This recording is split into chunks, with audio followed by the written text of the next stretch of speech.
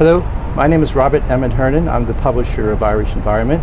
This is the first in a series of conversations on environmental matters on the island of Ireland. And we're very pleased and proud on the first conversation to have Frank McDonald, environment editor from the Irish Times. You're very welcome, Frank. Thank you very much. Frank, could you give the audience a sense of your background, where you went to school and what your career path was? Well, I suppose I grew up in the era of thrift and waste not, want not, and make, do and mend. And I went to school in Glasnevin, in a Christian Brothers school, very severe on occasion. Yes. And then went to UCD and did an arts degree in history and politics. Nothing to do with architecture or the environment or anything else like that. I mean, the environment hardly rated at the time, except for protests over the demolition of Georgian buildings in the centre of Dublin, particularly in St. Stephen's Green. The big controversy in Hume Street was happening at the time when I was at college. And then after graduating in 1971, I went to New York and worked for 2 years there as a freelance correspondent for the Irish Press, because I'd been involved in student journalism. And then about 2 years later, they offered me a job in Dublin as a sub-editor. I didn't even know what a sub-editor was at the time. But I came back and learned how to process copy, as it was called, in the good old days of typewriters, you know, banging away. And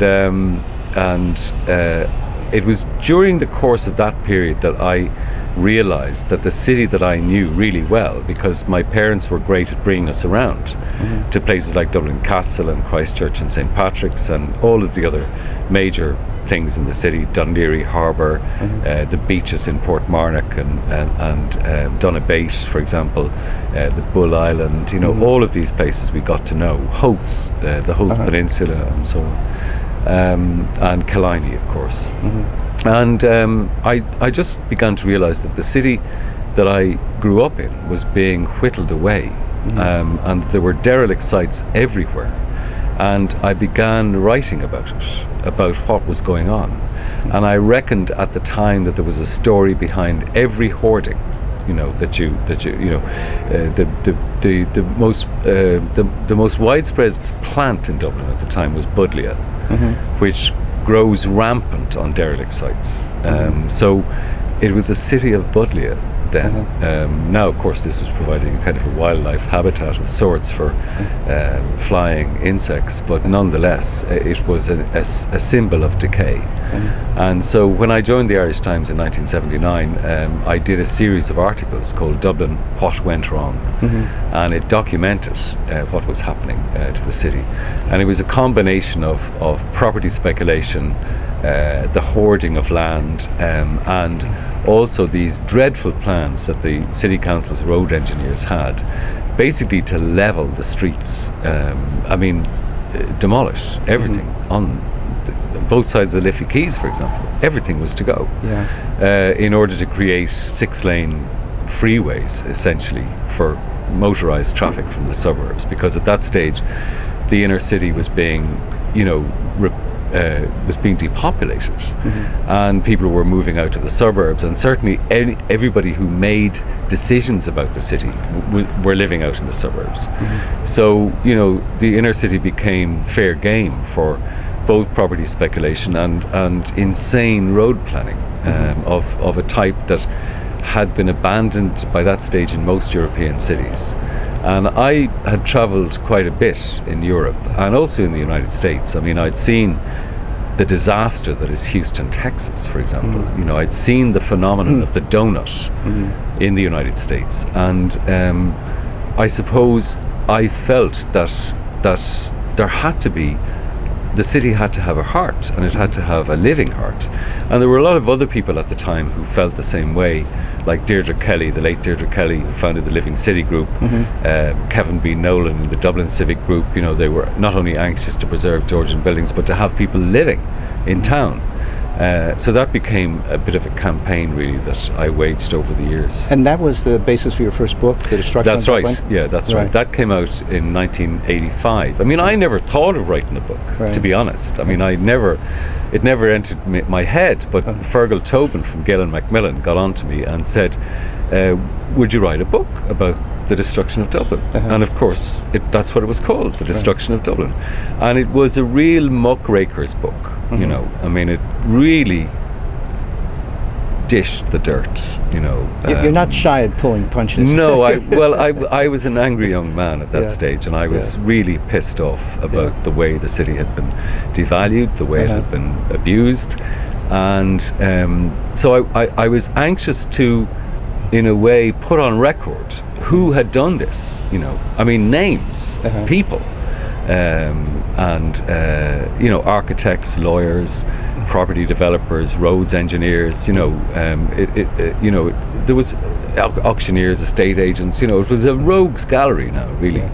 And what had gone on essentially since the late 1950s, when the city was intact until that point, because don't forget that apart from the German bombs that fell supposedly accidentally on the North Strand, Dublin had escaped, unlike many other cities. It had escaped the horrors of the Second World War. So all of the damage that has happened since then, we've done ourselves. Now, then that was followed by a series of books on the city. Well, there were, you know, I did another one in 1989 called Saving the City, which was a follower-upper, as it were, to the destruction of Dublin.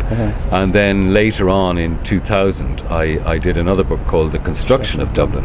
And in a way, that was a kind of a metaphorical title, in a sense, because it wasn't just about the physical construction of the city, but it was about what kind of Dublin was being built, you know, and what did we mean by Dublin? Because at that stage, even then, you know, in the late 1990s, when I was working on that, you know, it was quite obvious that the city was undergoing a process of Los Angelization, where the sprawl, you know, instead of, I mean, God be with the days when we used to think that Lucan and Leixlip were far away.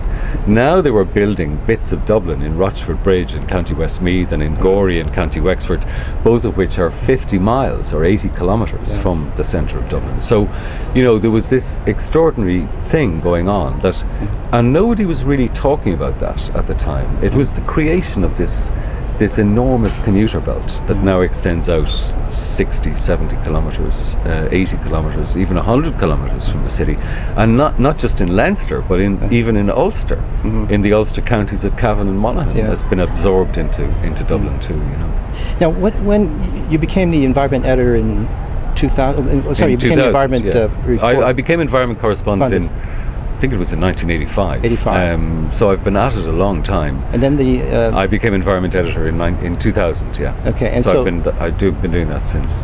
And a lot of that comes out of that interest in the city and the protection of the city. Absolutely. And then of course, inevitably the wider issues. You know, like issues to do with, for example, you know, well, traffic and transport.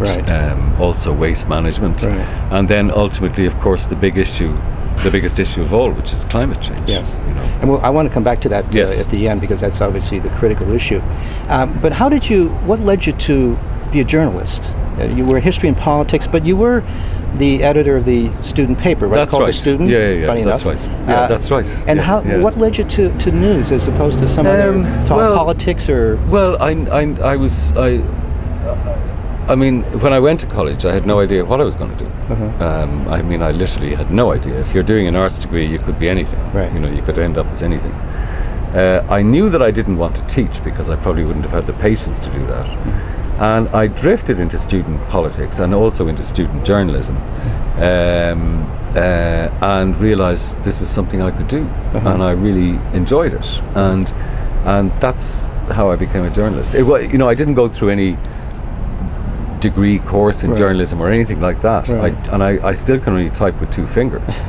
But you know, I don't think I could do anything else. Was it the writing in part, or the investigation and being on the street? Was all that combination? It was, yeah. There was, and also the fact that, you know, we had a really inspiring English teacher in St. Vincent's in Glasnevin, Bob Eager, who used to live in Dartmouth Square and used to walk to Glasnevin to work every day.